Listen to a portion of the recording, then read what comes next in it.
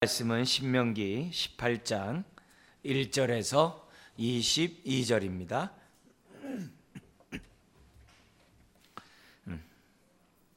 18장 1절에서부터 우리 한번 5절까지 한 절씩 교도하도록 하겠습니다. 18장 1절입니다.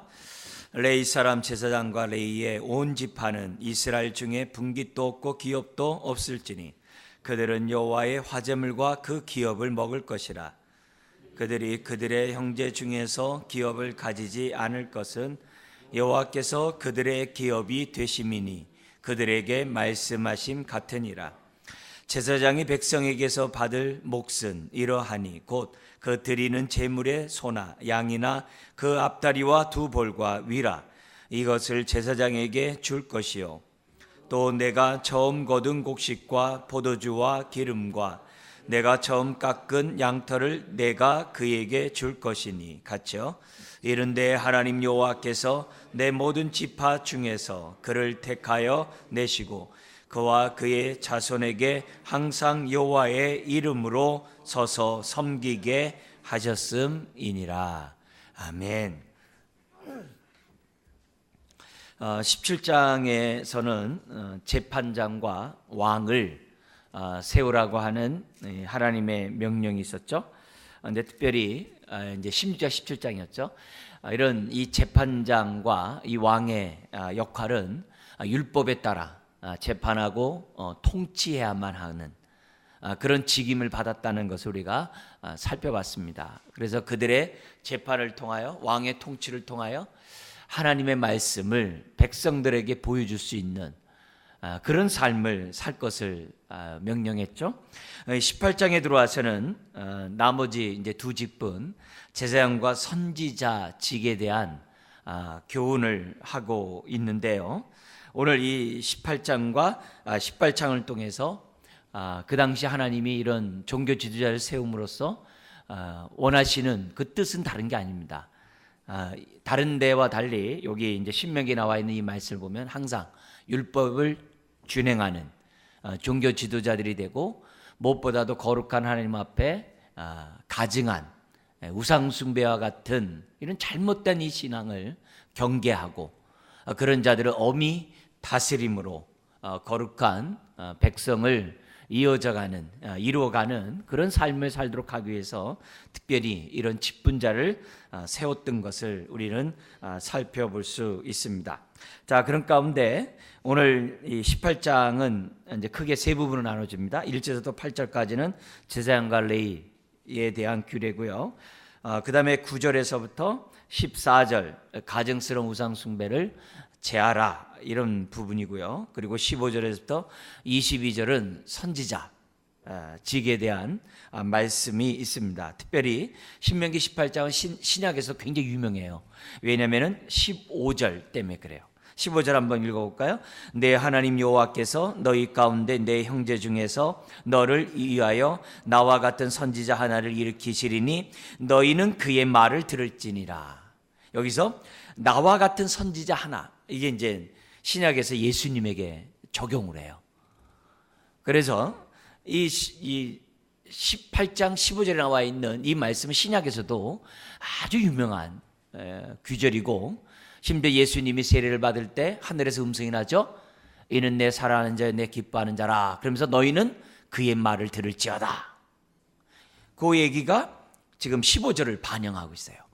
변화산에서도 우리 하나님께서 세 명의 제자들에게 얘기하죠. 여기서 초막셋을 짓고 살았으면 좋겠습니다. 그랬을 때 다만 그의 말을 들을지어다. 같은 말들로 이어져 가고 있어요. 그래서 이런 이 지금 15절 같은 이런 메시지는 우리가 1차적으로 지금 모세와 연관해서 선지자에게 우리가 적용하지만은 이제 궁극적으로 성경은 예수님하고 연결시키고 있다는 것. 더구나 히브리서 3장 같은 데서는 모세는 아버지 집에 종으로 사환으로 일했지만 예수님은 아들로 일했다. 충직스럽게 일했다. 그렇게 비교하는데도 이 말씀이 인용이 되고 있는 것을 보게 됩니다. 자, 이런 가운데 이제 전체적인 얘기를 하고 제가 선지자와 제사장과 왕직을 왜 하나님은 그들에게 세우라고 했는가, 그 이유를 제일 마지막에 통합적으로 여러분들에게 이제 설명하려고 합니다. 먼저 1절부터 4절까지 보면 제사장과 레위인의 돌려야 될 그 분깃에 대해서 이제 설명을 하는데요. 1절은 이렇게 시작합니다.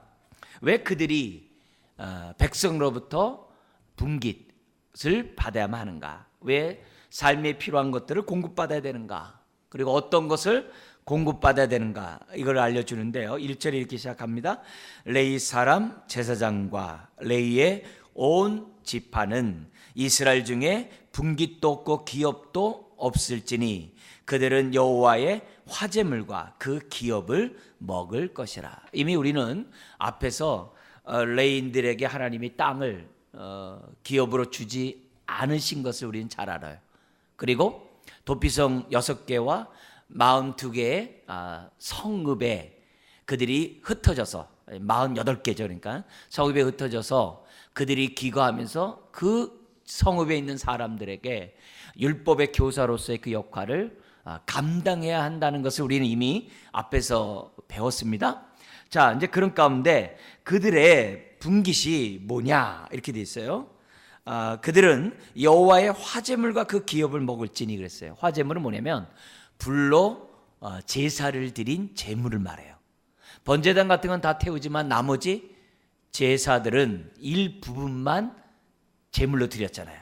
그리고 나머지는 번제로 태우고 나머지는 다 제사장에게 줘야만 했거든요. 바로 그것을 총칭하는 말이 화제물이다 이렇게 얘기를 해요. 그리고 그 기업을 먹을지니, 이건 레위인들에게 주어진 기업이 있어요. 그는 이스라엘 백성의 마땅한 의무예요. 12지파가 마땅히 드려야 될 의무예요. 예를 들면 짐승의 첫 새끼는 반드시 레위인에게 드려야만 했죠. 기억나죠? 11조 또한 드려야만 했죠. 레위인들에게. 그러면 레위인들은 그걸 가져다가 또 누구에게 또 11조를 드려요? 제사장에게 11조를 줬잖아요. 그죠? 앞에 있는 그런 말씀이 있는데 백성들로부터 마땅히 받아야 될 당연한 그 몫에 대해서, 심지어 이렇게 추수해가지고 첫 열매, 그죠? 보리, 밀 이런 첫 열매 또한 그건 레위인의 몫이었던 것을 봐요. 바로 그것을 갖다가 그 기업을 먹을 것이라 이렇게 지금 설명을 하고 있습니다. 그러면서 2절에 그들이 형제 중에서 기업을 갖지 않는 이유가 나오는데요. 2절 같이 한번 읽어볼까요? 그들이 그들의 형제 중에서 기업을 가지지 않을 것은 여호와께서 그들의 기업이 되심이니 그들에게 말씀하심 같으니라 이렇게 되어 있어요. 여기 보면 중요한 건 뭐냐면 하나님이 그들의 기업이 되신대. 이 말을 다른 말로 하면 하나님이 그들의 공급자, 그들의 목자가, 푸른 추자 인도하시는 목자가 되어주시겠다라고 지금 2절에 설명해요. 여러분 이걸 이렇게 보면 좀 이렇게 지혜로운 사람들은요, 우리가 정말 간단히 조금만 계산하더라도 자기가 벌어먹고 사는 것보다도 하나님이 공급해 주신 은혜 가운데 사는 것이 보다도 훨씬 지혜롭다는 것을 우리가 잘 알죠. 근데 신약의 왕 같은 제사장으로서 우리가 부름받은 저와 여러분들은 항상 우리 이런 2절의 메시지를 통해서 무엇을 생각했냐면 나의 기업이 하나님이신 줄 나는 믿고 사는가? 그 질문을 항상 하셔야 돼요. 항상 하셔야 돼요. 나의 기업이 여호와신가? 여기에 대해서 우리들이 눈이 열려 있지 않으면 우리는 아둥바둥하면서 살게 돼요. 그리고 움켜 잡으려고 해요. 그리고 내가 땀 흘려야만이 먹고 살 수 있다라고 하는 이 강박이 우리를 지배하기 쉬워요. 그러나 그렇지 않아요. 이 세상에서는 우리가 아침에 일찍 수고하고 늦게 눕는 수고의 떡을 먹을 수 있도록 하나님은 이 모양 저 모양 우리에게 공급하세요. 근데 우리가 심은 대로 얻을 수 있는 것도 큰 은혜예요. 심은 대로 다 얻을 수 있는 사람이 과연 이 세상에 얼마나 있겠어요? 우리는 다 얻지 못한다는 것을 우리는 경험적으로 잘 알아요. 그런데 그렇게 얻을 수 있도록 도와주시는 우리의 기업이신 하나님, 이 부분에 대해서 저나 여러분들은 정말 열려 있어야 되고 믿음 가운데 이런 기도를 하나님 앞에 부르짖으셔야 돼요. 부르짖어야 돼요. 그래서 곡간에 양식이 있을 때 내 영혼아 평안할지어다 이러면 안 되고, 없다 할지라도 나는 하박국 선지자가 얘기한 것처럼 여호와를 인하여 나는 기뻐하고 즐거워하리라. 만약에 내 곡간에 양식이 많음으로 내 영혼아 평안할지어다 그러면 예수님이 뭐라 그랬었어요? 어리석은 자여, 오늘 내가 네 영혼을 취하면 이것이 네 것이 되겠느냐라고 말씀하셨거든요. 그렇기 때문에 우리가 최선을 다해서 우리들이 수고하지만 항상 나의 기업은 여호와다, 이 믿음을 우리가 가져야 돼요. 그리고 하나님 앞에 기도할 때마다 여호와께서 나의 목자가 아니십니까? 나의 기업이 아니십니까?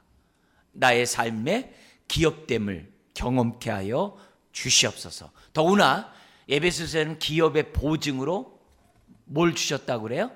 성령님을 주셨다고 그러잖아요. 그죠? 기업의 보증으로 성령님을 주셨다고 그래요. 그래서 그 보증을 두 가지 의미가 있어요. 하나는 뭐냐면 계약금으로 보증. 그래서 계약금을 내면 어떻게 돼요? 나중에 잔금을 치르면 그것이 내 것이 돼요. 그래서 어떤 물건도 뭐예요? 계약금을 주면서 내가 그것을 얼마든지 사용할 수도 있어요. 왜? 할부로. 얼마든지 사용할 수 있어요. 그래서 성령님이 우리 안에 오시는 그것이 기업의 보증으로 오실 뿐만 아니라 또 동시에 어떻게 돼요? 그 기업의 완성품으로도 우리 누릴 수 있도록 해주시는 그런 분으로서도 우리에게 보증이 되시는 거예요. 그래서 우리의 신앙생활 할 때마다 이 보증 되시는 이 하나님에 대한 이 신앙을 저와 여러분들이 잊어서는 안 되죠. 그런 가운데 우리 한 예로도 우리가 예수 믿고 어렵담 받아요. 그러나 훗날에 우리가 어떻게 돼요? 주님의 재림 때 우리는 어떻게 돼요? 당당히 기쁨으로 우리가 설 수 있는 것은 기업의 보증이 되신 성령님이 우리와 함께하기 때문이죠. 천국을 소유하는 것이나 구원의 완성을 이루는 것이나 우리가 이 땅에 살아가는 그 모든 것들이 다 뭐예요? 하나님의 기업의 보증으로서 우리가 누리는 은혜들이에요. 그래서 우리가 지금 이걸 물질적으로만 보지 말고 우리 에베소서 같은 데서는 성령과 연관해서 우리들에게 설명을 해줬고, 심지어 뭐예요? 신령한 복에 대해서 너희가 모르기를 원치 않는다고 했잖아요. 신령한 복, 에베소 1장 3절 이하에 나오잖아요. 우리가 택함 받고 제사함 받고 자녀가 되고 그리스도의 몸의 한 지체가 되고 하나님의 기업의 후사가 되는 이 일련의 모든 것들을 하나님의 뭐라고 그래요? 신령한 복이라고 그러잖아요. 위로부터 오는 신령한 복이라고 그랬잖아요. 그거와 연관해서 구약의 이 기업들을 생각하는 것이 굉장히 중요해요. 그래서 우리가 이런 메시지를 보면서 지금 벌써 처음에 어떻게 돼요? 하나님이 나의 기업이신가? 이걸 우리가 한번 좀 생각해 보고 그 기업이 나의 삶을 책임져 주신다. 일찍 일어나고 늦게 눕는 그 수고의 떡을 먹을 수 있도록 우리 하나님이 인도하신다. 근데 신약에 들어와서 뭐예요? 있으나 없으나 상관없어요. 왜요? 여호와로 인하여 나는, 여호와가 나의 기업의 보증, 기업이시기 때문에 또 성령님이 보증하시기 때문에 나는 할렐루야. 눈에 보이는 것이 부한데 처할 줄도 알고 가난데 처할 줄 아는 그런 사람이 되는 거죠. 왜요? 우리의 삶은 이 땅이 끝이 아니라 영원한 하나님의 나라가 우리에게 보증으로 주어졌기 때문에. 그래서 이 성령이 우리 안에 오셨다는 자체가 부활의 다 증거 아닙니까? 그죠? 하나에 대해서 보증이잖아요. 성령이 우리 안에 오셨다는 얘기는 우리를 마지막 날에 잃어버린 바 되지 아니하고 우리 다, 저와 여러분들을 다 부활시킬 것이라는 그 증거거든요. 성령이 우리 안에 오셨다는 자체가. 그러니까 그런 것들과 우리가 연관해서 생각해 볼 때 우리 하나님이 레위 지파의 기업이 되신다는 이 사실 자체는 오늘 우리들에게 너무나도 은혜가 돼요. 그래서 우리의 일터와 은행에 있는 잔고가 나의 공급이 아니라, 공급자가 아니라 하나님이 나의 공급자. 심지어 먼저 그 나라 그 일을 구하면 하나님이 쓸 것을 주시는 그 공급자, 이런 은혜들을 우리들이 많이 체험했으면 좋겠어요. 그래서 우리들끼리 이렇게 우스갯소리 할 말이 뭐예요? 까마귀가 우리에게 날라와서 참 감사하다, 이런 얘기 많이 하거든요. 까마귀로 엘리야를 먹이셨던 그 하나님께서 오늘도 우리의 삶에 여전히 까마귀가 날라오죠. 그죠? 그런 의미에서 여러분 자신들이 까마귀들이 다 됐으면 좋겠어요. 남을 이렇게 공급해주는 까마귀, 하나님의 복의 통로가 되면 얼마나 좋겠어요. 여러분 다 복의 통로 되시길 주의 이름으로 축원합니다. 그래서 우리가 기도하는 거죠. 기도하는 거죠. 하나님, 나로 하여금 복의 통로가 되게 해 주옵소서. 그러면서 뭐냐면 그들에게 뭐예요? 말씀하심 같으니라. 여기 뭐냐면 그들에게 말씀했다는 이 얘기가 민수기 18장에서는요 소금의 언약이라고 그래요. 그런 말로 설명했는데 반드시 이루어질 그런 내용이랍니다. 자, 그러면서 3, 4절 계속 보죠. 그러면서 제사장은 그들이 받을 합당한 몫이 있어요. 그 몫에 대해서 3절, 4절 아까 얘기했던 레인이 받았던 그런 얘기들과 함께 설명이 나와 있네요. 자, 근데 왜 이렇게 하나님께서는 제사장이 받아야 될 몫에 대해서 이렇게 기록하게 했을까요? 두 가지 의도라고 생각해요. 뭐냐면은 백성들로 하여금 마땅히 그렇게 행하도록 하기 위해서. 그게 첫 번째고, 두 번째는 제사장으로 하여금 욕심 부리지 말라고. 이것 외에 더 요구하거나 이것 외에 더 많은 것들을 백성들로부터 이렇게 갈취하는 그런 죄악을 범하지 않도록 하고자 하는 하나님의 인도하심이 있는 것 같아요. 오늘날도 마찬가지잖아요. 왜 하나님께서 성경을 갖다 이렇게 사본을 남겨놓으셨을까? 원본 남겨놓으면 좋을 텐데. 오늘날의 그 법계 이런 것들 남겨놓으면 참 좋을 텐데 왜 없게 하셨을까? 그건 당연하죠. 그런 거 해놨으면 어떻게 돼요? 모세의 그 지팡이도 우상숭배의 도구가 됐는데, 그잖아요. 법계가 있어 보세요. 그건 왕우상이겠죠. 원본이 있다고 생각해보세요. 원본. 왕우상이겠죠. 사람들이 얼마나 그거 하겠어요. 그리고 만약에 그 원본에다가 누가 점을 갖다 따따따따따딱 찍어놔 보세요. 없는 점을 막 찍어보세요. 왜냐면 히브리어는요 점 하나 찍는 데서 내용이 확 달라져 버려요. 그러면 말씀이 변개돼 가지고요 혼란이 와요. 오히려 사본이 있으면요 여기 사본 저기 사본 저기 사본 봤는데 내용이 일치하거든요. 사본이 정말 수만 가지거든요. 근데 그게 다 이렇게 맞춰보면요 내용이 같아요. 오히려 그게 더 어떻게 돼요? 하나님 말씀을 보존하는 하나님의 방법이 되는 거예요. 하나님의 지혜라고 봐요. 그러니까 우리가 신앙생활하면서 하나님께서 이런 부분들을 갖다가 지금 이렇게 딱 하게 함으로써 여러 가지 하나님의 그러한 이 제사장과 백성과의 그런 관계를 하나님 미리 이렇게 딱 규정해 주시는 거죠. 그래서 백성들은 아까워하지 말고 제사장들은 탐욕 부리지 말고 이런 의도가 이렇게 딱 정해진 그런 것에서 우리들이 살펴볼 수 있다는 거죠. 물론 그리고 여기에 대한 이 신명기 18장뿐만 아니라 민수기도 똑같아요. 그 18장에도 보면 제사장이 받아야 될 몫에 대해서 이거보다 더 자세히 쭉 나와 있는 것을 보게 됩니다. 자, 그러면서 5절에 왜 이들이 분깃을 취할 수 있는 이유가 뭐냐, 이런 분깃을 취할 수 있는 이유가 뭐냐, 그 목적이 나와요. 5절 읽어볼까요? 이른데 하나님 여호와께서 내 모든 지파 중에서 그를 택하여 내시고 그와 그의 자손에게 항상 여호와의 이름으로 서서 뭐 한다고요? 섬기게 하셨습니다. 제사를 드려야 되잖아요. 성소 안에서, 성막 안에서 하나님을 섬길 수 있도록, 예배에 집중할 수 있도록. 저도 마찬가지 아닙니까? 이런 정신에 따라서 여러분들이 저의 생계를 여러분들이 책임져 주니까 어떻게 돼요? 예배에 집중하는 거죠. 같은 이제 원리라고 보는 거죠. 그런데 이 얘기가 굉장히 중요하게 신약에서 이 작용한 예가 하나 있었어요. 무슨 예가 있었냐면은 그 사도행전에 보면은 3,000명, 5,000명이 성령의 역사로 이제 회심하고 주님 앞에 돌아오게 됩니다. 그러다 보니까는 디아스포라, 그러니까 이 유대의 땅을 떠나가지고서 그 주변 나라로 흩어져 살았던 많은 사람들이 3대 명절이 되면, 우리 지난번에 배웠던 유월절과 오순절과 초막절이 되면 뭐냐면 그들이 예루살렘에 와가지고 하나님 앞에, 그러니까 성지순 내겠죠. 그 예배 드리는 것을 갖다가 아주 굉장히 중요한 정말 사명으로 알고 옵니다. 근데 오순절날 그들이 왔다가 성령 체험한 다음에 그들은 어떻게 돼요? 여기가 좋사오니 할 수밖에 없겠죠. 왜? 성령의 역사가 나타나는데. 성령의 역사가. 심지어 사도행전 2장에 보니까는 자기 소유를 자기 것이라 주장한 자가 없다 그랬거든요.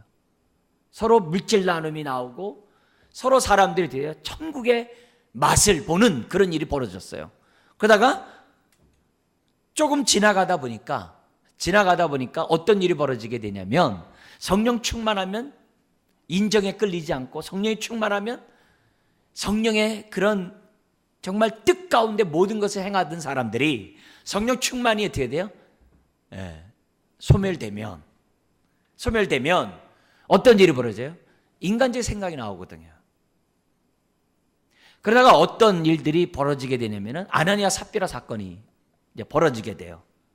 남들이 다 자기 재산을 다 내놓고 구제를 하고 있는데 자기도 안 하면 안 되니까 눈 가리고 아웅했다가 이제 죽는 사건이 이제 벌어지게 되죠.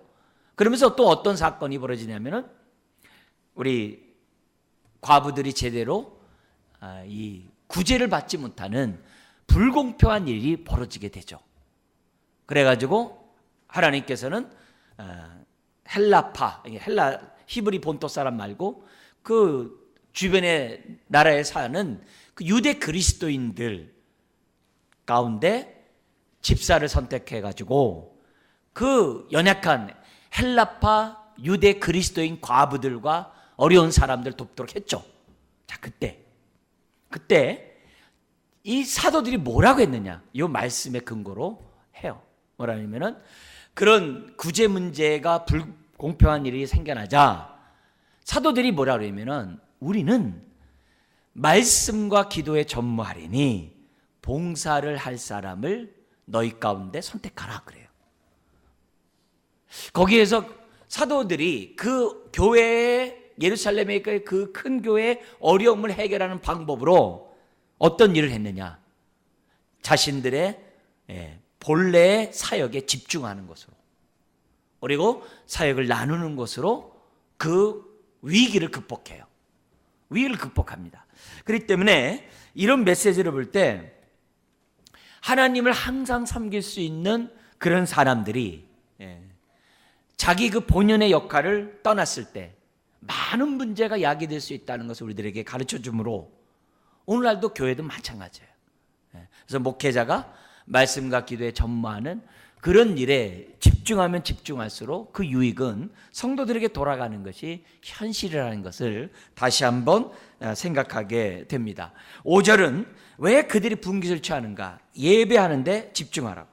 그 다음에 6절에 8절은 뭐냐면 48개의 성읍 가운데 레위 사람들이 흩어져 살았는데 그 지방에 있는 레위 사람들이 중앙에 오고 싶어하는 레위인들이 있을 수가 있죠. 왜냐하면 지방에만 있는 게 아니라 서울에 와서 자기 사역을 하고 싶은 사람이 있을 거 아니에요.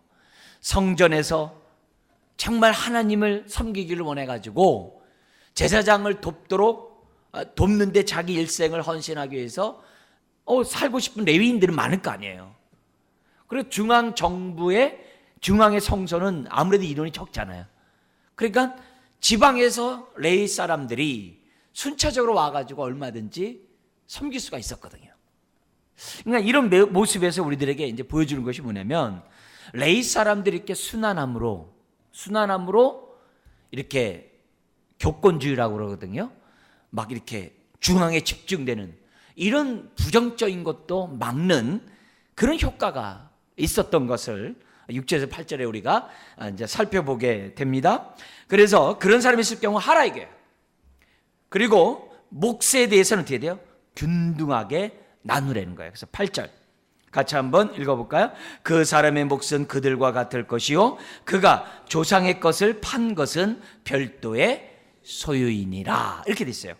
여기 보면은 뭐냐면 서울에서 목회를 하거나 저기 깡촌에서 목회하는 거나 생활비는 똑같아야 한다는 거예요. 그 얘기를 지금 얘기하고 있고요. 근데 거기 8절 하반절에 보면 그가 조상의 것을 판 것은 별도의 소유니라. 토지는 팔고 살 수가 없어요. 근데 성읍 가운데 그들이 거처하는 집들이 있었어요. 성에. 근데 그 집들은 어떻게 되냐면은 개인 소유예요. 땅 사고 팔고 할 수 없지만 집은 성 안에 있는 그 집들이 있거든요. 그런 것들은 뭐냐 사고 팔 수 있었거든요. 그것을 팔고 자기가 개인이 소유할 수 있고, 그리고 그 돈 가지고 자기가 지금 중앙 성소에 와가지고서 또 집을 또 사야 되거든요. 예. 그런 기거할 것을 또 마련해야 되거든요. 이 여차에서 개인 너무나도 이렇게 공산주의처럼 이렇게 딱 분해되는 것이 아니라 공통적으로 받는 몫이 있고 개인의 사유의 재산이 이렇게 보장되었던 것이 이 8절에 이제 기록되어 있다는 거죠. 그래서 기본적으로 생계는 차별이 없으면서 개인에게 융통성이 있는 이렇게 사유 재산이 인정됐던 것이 그 당시에 하나의 규례였다는 것을 이제 보여줍니다. 자, 이런 가운데 여기 보면 지금 제사장과 레위 사람들의 몫을 봤어요. 다시 한번 레위 가운데 이제 제사장 사람들이 있고 레위 사람들은 어떤 역할이에요? 제사장을 돕는 역할을 했죠. 헬퍼 역할을 했던 사람이 레위인이고 제사장은 성소에서 제사 직무에 아주 전념했던 것을 이제 보게 됩니다. 그리고 율법을 가르치는 게 제사장만 가르치는 게 아니라 레위 지파도 동일하게 율법의 교사로서의 역할을 했던 것을 우리는 성경을 통해 압니다. 자, 오늘 이 1절에서 8절을 통해서 하나님은 제사장과 레위인을 세워가지고 특별히 이들이 하나님을 섬길 수 있도록 그 직무를 주셨고, 백성들은 그들이 하나님만 잘 섬길 수 있도록 그들의 몫을 챙겨주었던 것을 이제 8절 얘기하죠. 근데 이것이 사사기에 가면 깨져요. 사사기에 가면 깨져가지고 레위인들이 먹고 살 것이 없어서 이 도시 저 도시로 떠돌아다니는 그런 끔찍한 일이 이제 사사기에 나옵니다. 그 얘기는 뭐예요? 예배 중심의 나라가 되지 않았다는 거예요. 예. 그래서 사사기 뭐예요? 자기 소견에 오른 대로 행하였더라. 그래서 자기 소견에 오른 대로 행하는 그 시대가 사사기의 시대거든요. 그러니까 참 암흑의 시대였다는 거죠. 반대로. 왜? 제대로 하나님 중심의 예배가 이루어지지 않으니까 자연스럽게 그 세대가 사사기 같이 암흑의 시대가 될 수밖에 없다는 것을 가르쳐 줍니다. 자, 그러면서 다음 9절에서 14절에 보면 이 앞에 이 17장에서 나왔던 이 우상숭배가 또 나와요. 이거 보면 제사장이나 선지자나 우상숭배에 대한 단호한 태도를 국가적으로 가져야 된다는 것을 이제 보여줘요. 그래서 9절 14절에 보면 신명기 전체가 우상숭배를 금지하는 것이 계속 반복돼요. 아브라함이 자기 본토 친척을 왜 떠났어요? 우상의 도시였거든요. 마지막 자기 아버지는요, 자기의 도시를, 자기가 살던 도시를 변방해서 떠날 수가 없었어요. 네. 하란에서 떠나지 못해요. 왜냐하면 그들은 달의 신을 섬기고 있었거든요. 네. 그래서 아버지가 죽자 장사 지내고 이제 가나안 땅으로 들어오지 않습니까? 그러니까 아브라함이 그 도시를 떠난 것이 우상의 도시를 떠난 거였거든요. 이스라엘 백성이 애굽을 떠난 게 뭐예요? 우상의 도시인 애굽을 떠난 거거든요. 근데 이스라엘 백성은 출애굽하자마자 금송아지를 만들질 않나. 정말 그들은 어떻게 돼요? 모압의 사람들에게 꿰어가지고 우상숭배를 하질 않나. 아주 가는 곳곳마다 우상숭배를 했거든요. 그러니까 모세가 설교하면서 지금 신명기 3편의 설교잖아요. 계속 강조할 수밖에 없어요. 제발 우상숭배하지 마라. 그러니까 여기서도 또 얘기하는 거예요. 또 얘기하는 거예요. 그러면서 뭐라고 하냐면은 9절 같이 한번 읽어볼까요? 내 하나님 여호와께서 내게 주시는 땅에 들어가거든 너는 그 민족들의 가증한 행위를 본받지 말라. 그죠? 이 본받지 말라, 이게 얼마나 강한 명령인지 몰라요. 그러면서 10절 이하에 보면은 그들이 종교적인 하는 그 행위를 용납하지 말래요. 그죠? 불 가운데 지나고 이런 게 다 이 종교행위. 우리나라 뭐예요? 불놀이야 뭐 노래 있잖아요. 그러면 그 우리 막 어렸을 때 막 뛰어넘고 막 뛰어넘 다니고 막 이렇게 이렇게 놀이를 하고 막 그랬어요. 이게 다 뭐냐면 이 종교행위거든요. 어느 나라 보면은 그 집 태우면서 그런 행위들을 액땜한다고 해가지고 많이들 해요. 근데 이 가나안 시절에도 아마 이 가나안 땅에도 있었던 것 같습니다. 그런 거 용납하지 말라 그래요. 그 11절에 나오죠. 거기 나오는 얘기 좀 더 볼게요. 점쟁이나 규령을 말하는 자, 요술하는 자, 이 마술하는 자예요. 무당 용납하지 말래요. 여기 진언자라는 말 나오죠. 11절에 진언자. 이 진언자는 뭐냐면은 마술 악령을 축출하거나 마술로 사람에게 마법을 걸어가지고서 이렇게 행동하는 일련의 행동들, 무당과 같이 주문을 외우면서 막 이렇게 귀신을 쫓아내고 막 이런 것들 있잖아요. 그게 이제 진언자라고 번역을 했어요. 그리고 심접자, 이 심접자는 알죠? 점치기 위해서 죽은 사람을 부르는 거, 그죠? 사울왕이 이렇게 한 사건이 있었죠. 그 다음에 박수, 뭐 남자 무당이라고 많이 얘기합니다만 공동 번역은 도깨비 이렇게 했어요. 도깨비 참 재밌더라고요. 일본 도깨비하고 조선 도깨비가 다르대. 그래서 일본 도깨비는 막 무섭대. 근데 한국 도깨비는 예쁘대. 예쁘나 무서우나 다 뭐 그게 그거고 저게 저거죠. 예, 근데 그렇게 그걸 이렇게 뭐예요? 신앙하는 사람들은요 그걸 갖다 또 숭배를 하잖아요. 그죠? 숭배를 하잖아요. 저 어렸을 때 보면 동네에서 많이 해요. 네, 많이 봤어요. 그리고 여기 초혼자가 나와요. 초혼자 11절. 초혼자는 뭐냐면 역시 심접자와 유사해요. 죽은 자를 불러내가지고 미래를 점치는 거예요. 이런 자들을 12절부터 14절 용납하지 말라. 왜? 12절 하나님이 가증스럽게 여긴대요. 너는 그래서 13절에 뭐라 그러냐면 너는 내 하나님 여호와 앞에서 뭐 하라고 그래요? 완전하라. 여기 여호와 앞에 완전하라 이 말이 무슨 말이냐면 하나님과 함께 행동하라는 뜻이에요. 근데 우리 성경은 하나님 앞에 완전하라 이렇게 썼어요. 하나님과 함께 동행하라는 게 더 직접적인 것 같아요. 여러분, 하나님과 함께 동행하는 사람이 무슨 우상 숭배하겠어요? 두 주인을 왜 섬기겠어요? 아니겠죠. 그래서 그런 의미에서 하나님과 동행하면서 어떻게 돼요? 완전하라. 비난받지 마라. 여기 공동번이 뭐냐면 한눈 팔지 말라 이렇게 돼 있어요. 예수님은 두 주인을 섬기지 말라 이렇게 돼 있고요. 14절 뭐냐면은 그런 것들을 하나님이 어떻게 돼요? 허락하지 용납하지 않으실 것이다. 그래서 제사장 나라답게 너희들은 거룩하라. 우상 숭배하지 마라. 이렇게 되어 있다는 거죠. 자, 그러면 왜 이렇게 이 말을 자꾸 얘기합니까? 앞에 있는 얘기를 좀 반복한다면 첫 번째는 다른 게 아니죠. 우리가 쉽게 오염될 만한 죄성을 갖고 있기 때문에 안타깝지만 저는 괜찮아요. 그건 교만이에요. 우리는요 쉽게 우상 숭배에 노출되어 있어요. 네, 그렇게 돼 있어요. 우리가 하늘 영광 바라보지 않고 세상 영광 바라보는 순간 우상 숭배에 오염이 돼요. 두 주인을 섬기는 거예요. 돈 좋아하지 않는 사람 어디 있어요? 네, 어디 있어요? 우상 숭배되죠. 예, 우상 숭배하죠. 예, 저희 둘째 형이 이렇게 있는데 어머니를 어떻게 하면 좀 정신이 번쩍 차리게 할까? 막 이렇게 막 이 장난을 좀 가끔 쳐요. 예, 지난번에 그러더라고요. 장난을 치는데 어머니 그러면서 잘 못 알아 막 깜빡깜빡 하시니까 어머니 그러면 딱 쳐다봐요. 그러면 힘없는 눈을 딱 쳐다봐요. 그럼 일부러 호주머니에서 있잖아요. 지갑을 빼. 그리고 있잖아요. 돈을 갖다 이렇게 착 빼. 그 돈을 착 빼면 눈이 반짝거리죠. 눈이 반짝거리죠. 그러면서 뭐냐면 어머니 그러면 쳐다봐요. 왜 이렇게 쳐다보는 식으로 해요? 그러면 이거요. 어머니 맛있는 거 사 드세요. 그러면요. 손을 갖다 촥 뻗으세요.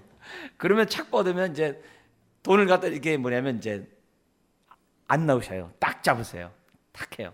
그러면서 호주머니 이렇게 탁 이게 집어넣으려고 그래요. 그러면 또 장난 또 친다고요. 뭐라면 어머니 그 며느리한테 주세요. 며느리가 집에 가면 줄 거 아니야. 큰 거는 안 된다고 그러고요. 예, 배추 색깔은 안 된다고 그래요. 근데 다른 이렇게 푸죽죽한 색깔은 그래 너 갖고 나 집에 가서 줘라 그래요. 그 순간은 바짝바짝해요. 예, 그러면서 우리가 막 웃죠. 막 웃으면서 그래 집에 가서 나 줘라. 예, 그러면서 왜 주세요? 그러면 쟤는 내 것은 나한테 꼭 줘. 말을 막 시키는 거예요. 일부러 막 둘째 형이, 그러니까 둘째 형답게 시키는 거죠. 저는 저기 사도신경 외워보세요. 맨 이런 것만 하고 있고 이제 그러고 하는 거예요. 그러면은 어머니가 그 순간에 뭐냐면 정신이 퍼쩍퍼쩍 돌거든요. 그래서 제가 보면서 돈 싫어하는 사람 없다 그러더니 마지막 힘이 없는 상황에서도 이렇게 돈을 이렇게 하시는구나. 그러니까 본능적인 그게 남아있는 거겠죠. 마찬가지예요. 싫어하는 사람 없어요. 그만큼 저와 여러분들이 어떻게 돼요? 오염되기가 쉽다는 거예요. 여러분, 신명기를 우리에게 끊임없이 반복해요. 우리의 생사복은 뭐에 있느냐? 율법에 순종하느냐 불순종하느냐에 달려있다고 그래요.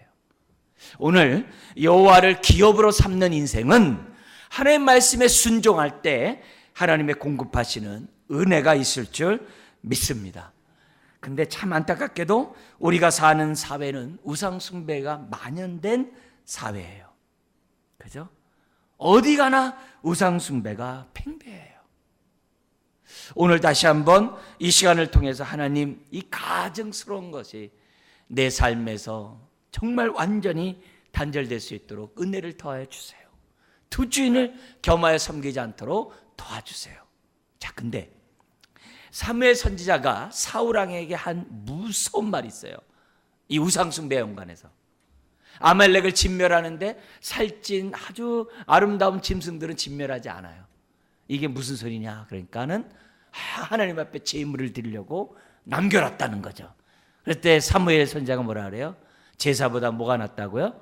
순종이 낫다고 그래요. 그러면서 무슨 얘기하냐면 불순종하는 것은 뭐라고 얘기하냐면 이렇게 돼요.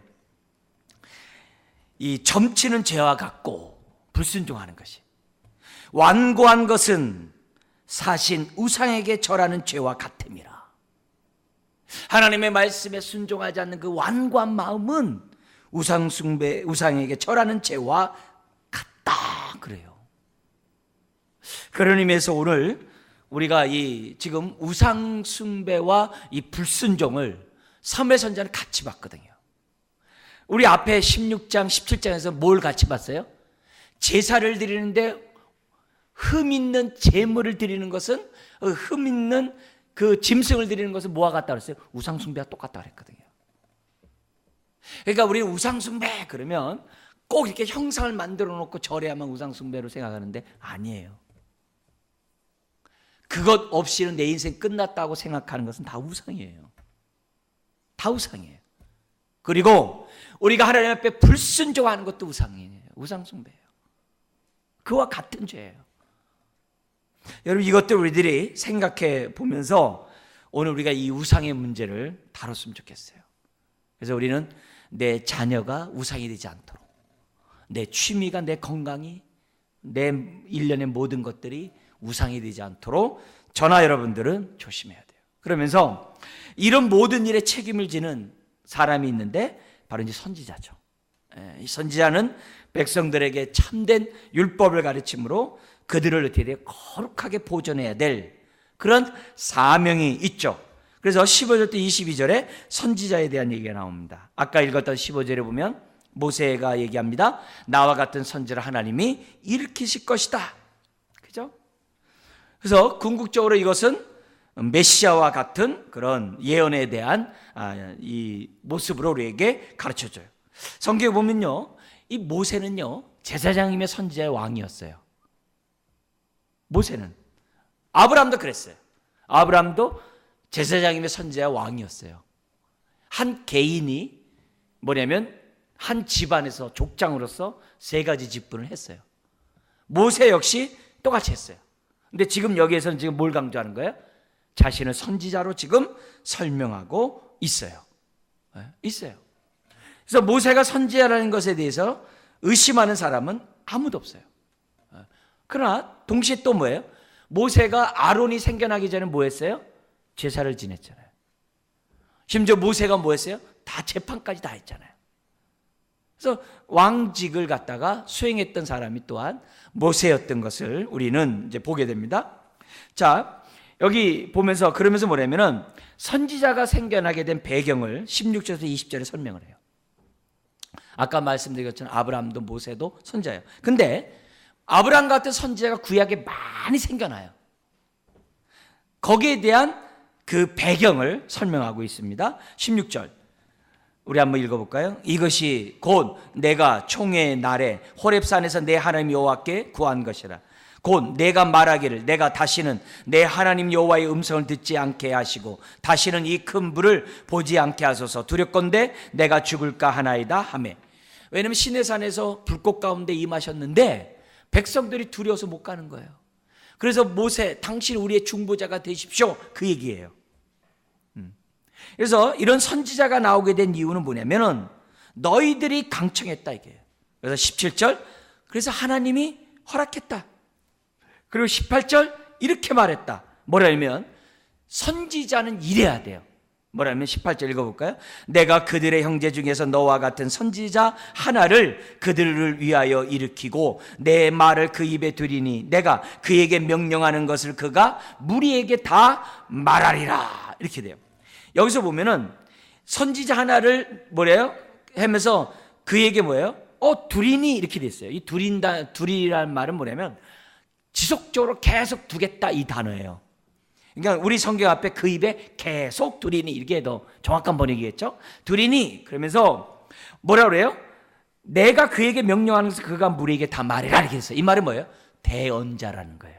그래서 성경에 우리는 선지자 그러잖아요. 실질적으로 대언자라는 말이 성경적이에요.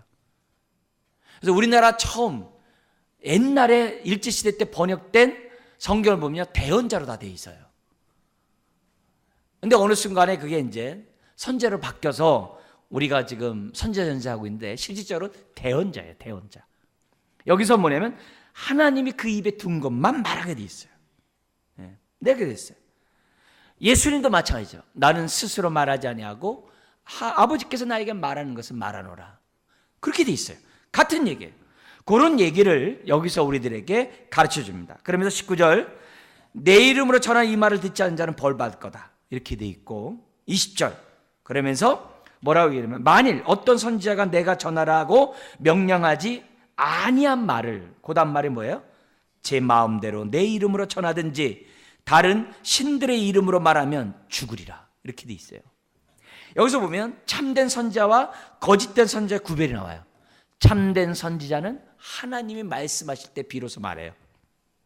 자기 마음에 생각나도 막 얘기 안 해요. 거짓 선지자는 뭐예요? 상황에 따라 분위기에 따라 자기가 말하고 싶은 대로 말해요. 그런 차이가 있어요. 그래서 21절 22절에 그 분별 방법이 나오는데 무슨 분별 방법이 나오냐면 백성들이 그러면 하나님 어떻게 우리가 모세 어떻게 참선지자 어떻게 구분하냐? 그러니까 22절 답을 딱 얘기해요. 뭐라고 얘기하는지 한번 읽어볼까요? 만일 선지자가 있어 여호와의 이름으로 말한 일에 증험도 없고 성취함도 없으면 이는 여호와께서 말씀하신 것이 아니요 그 선지자가 제 마음대로 한 말이니 너는 그를 두려워하지 말지니라. 여러분 이 메시지가 나중에 예수님에게 와서 묻는 거예요. 너가 선지자냐? 왜냐면 예수님 뭐 선지자라고 그랬거든요. 너 선지자냐? 그렇다면 그 표적을 좀 보여달라. 그러니까 예수님 뭐라 그래요? 요나의 표적밖에 너희들에게 보여줄 것이 없다. 그러면서 예수님이 자신이 죽고 부활할 것을 말씀하잖아요. 그들이 표적을 얘기한 이유가 이 22절 때문에 그러거든요. 자, 여기서 우리는 어떤 메시지를 봐야 되냐면 다시 한번 에스겔 13장이나 또 여러분이 잘 아는 우리 강의 안에 있는 것처럼 열왕기상 22장에 보면 이 사건이 있어요. 뭐냐면은 북이스라엘과 남유다가 나눠져 있었어요. 북이스라엘은 북이스라엘이 아람과 뭐냐면 전쟁을 벌이고 있었어요. 그래서 남쪽에 있는 이 나라가 도와줘야지만 아람과의 전쟁에서 이렇게 유리할 수 있어요. 근데 그 당시 북이스라엘은 누구냐면 우상 숭배자인 아합 왕이에요. 남쪽은 누구였냐면 그나마 그래도 하나님을 경외한다고 하는 거기 나와 있는 것처럼 여호사밧이라는 그 뭐냐면 왕이었어요. 그래가지고 이제 전쟁에 나가는데 지금 뭐냐면 이 아합이 뭐냐면 여러 선지자를 부르는 거예요. 근데 몇 명이 부르느냐면 400명의 선지자를 부르는 거예요. 근데 그 400명이 한결같이 뭐냐면 전쟁에 나오면 이길 것입니다. 길랄 라못 쟁탈 전쟁이었는데 그 전쟁에서 그것을 취할 것입니다. 이렇게 얘기하는 거예요. 그러니까 여호사밧이 너무나도 좀 이상한 거예요. 그러니까 다른 선지자 없냐? 그랬을 때 아합이 뭐냐면 나한테 꼭 나쁜 말만 예언하는 선지자 한 명 있다고. 그러면 그 사람 부르라고. 그래서 그 사람을 불러서 그 사람으로부터 예언을 하게끔 지금 뭐냐면 요청을 합니다. 그러면 뭐라니까 그 이제 미가야 선지자인데요. 그 선지자가 뭐냐면은 뭐라고 얘기하면 나가면 죽습니다. 그러는 거예요. 아합은 당시 죽습니다. 근데 그 성경의 배경이 나오는데 하나님이 아합을 우상 숭배자 아합을 죽이고자 누가 저 사람을 올라가도록 꿰어 죽게 하겠냐 이렇게 돼 있는 거예요. 그러자 거짓 영을 그 400명의 그 선지자들의 입에 두어서 그들이 이렇게 돼요. 거짓된 예언을 하도록 하게 함으로 아합이 죽는 그런 사건이 있어요. 그러니까 예언이라고 해서 다 뭐예요? 하나님께로부터 온 게 아니라는 거예요. 그래서 예언하는 사람들은 어떻게 돼요? 항상 하나님의 그 입에 주었을 때만 말을 해야 돼요. 자기 생각 드는 대로 경험적으로 얘기하면 안 돼요.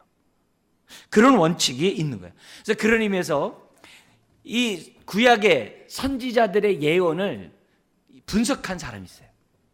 근데 97%가 이 선지자가 무슨 예언을 했냐면 이미 율법에 기록된 것을 대언했어요. 97%가. 그리고 3%가 뭐냐면 다시 오실 메시아에 대한 예언에 집중되어 있는 거예요. 그러니까 우리는 선지자 그러면 어떻게 돼요? 점치듯이 미래의 일을 예언하는 것으로 많이 생각을 해요. 근데 성경에 나와 있는 선지자의 주된 일은 뭐냐? 하나님의 율법의 말씀을 기억나게 하는 거예요. 오늘 여기서 뭐예요? 우상 숭배하는 자들로 하여금 우상 숭배하지 못하도록 하는 주된 사역을 맡고 있는 것이 그 당시에 선지자 역할이었다는 것을 우리들에게 가르쳐주고 있다는 겁니다. 자, 좀 더 우리 넓게 봐서요. 다시 한번 여러분들에게 말씀드립니다만 참된 선지자는 스스로 말한 법이 절대 없어요. 하나님부터 들은 말씀을 반드시 말한다는 것을 저나 여러분들은 잊어서는 안 돼요. 자, 그러면서 그럼 오늘날에 그러면 거짓 선지자들이 있을까요? 많죠.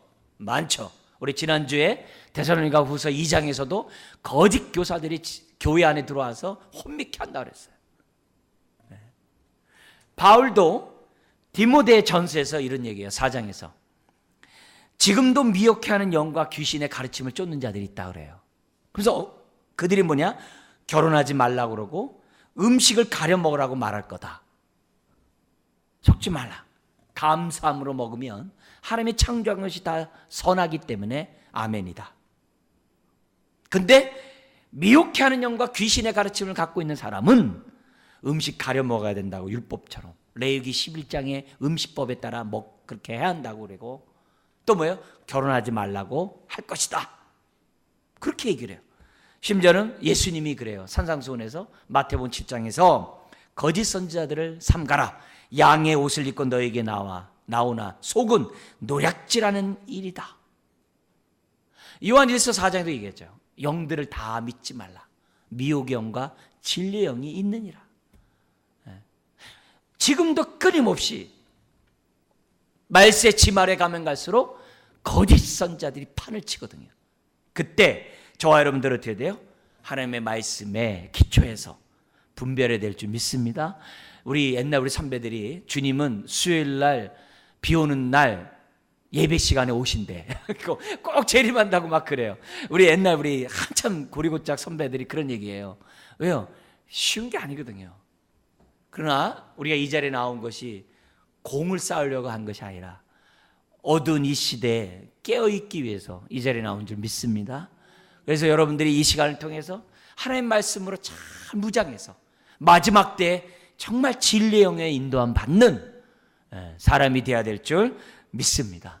그래서 지금도 거짓 선지자냐 참된 선지자냐 여전히 지금 교회 안에 들어와서 지금 교회를 혼탁하게 하고 있어요. 목사인 저는 가급적 어떻게 해야 돼요?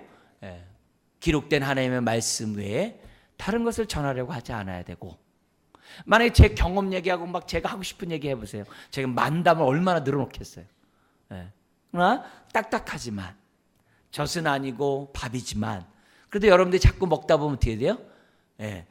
하나님 말씀도, 딱딱한 말씀도 받아들이는 여러분들의 신앙이 될 줄 믿습니다. 어렵지만 이 과정을 통해서 우리는 그만큼 연단된다는 거죠. 연단된다는 거죠. 자, 시간이 없어서 여기 좀 더 우리 마무리하고 마지막하고 마치겠는데요. 자, 왜 하나님은 이 신명기 17장 18장에 왜 선지자와 제사장과 왕을 세우라고 하시는가? 소요리 문답 23번에 보면 이렇게 돼 있어요. 그리스도께서 우리의 구속자로 무슨 직분을 행하셨습니까? 그래서 답이 나와요. 한번 읽어볼까요? 그리스도께서 우리의 구속자로 선지자와 제사장과 왕의 직분을 행하시되 낮아지시고 높아지신 두 지위에서 하십니다. 이렇게 돼 있어요. 뭐냐면 예수님이 세 가지 직분을 갖고 있어요. 그죠? 당연히 하죠. 우린 잘 알죠. 근데 이 땅에서만이 아니라 하늘 보좌 우편에서도 세 가지 직분을 수행한대요. 그러면 왜 세 가지 직분을 수행하시는가? 다 저와 여러분들을 위해서 아니겠어요? 그러면 뭘 위해서냐? 그게 도표예요. 한번 보면 처음에 하나님의 형상에 따라 사람을 만들었다고 그러죠. 그걸 갖다 좁게 얘기하면 뭐라고 그래요? 지정의라고 그래요. 그죠? 세 칸 있죠? 지정의. 찾았죠? 근데 아담이 범죄함으로 사람이 어떻게 무지하게 되고 거룩하지 못하고 부정하게 되고 의롭지 못하고 불의한 자가 돼요. 아시겠죠? 두 번째 도표. 그럼 세 번째, 이런 자를 회복하고 구원하기 위해서 하나님은 어떻게 돼요?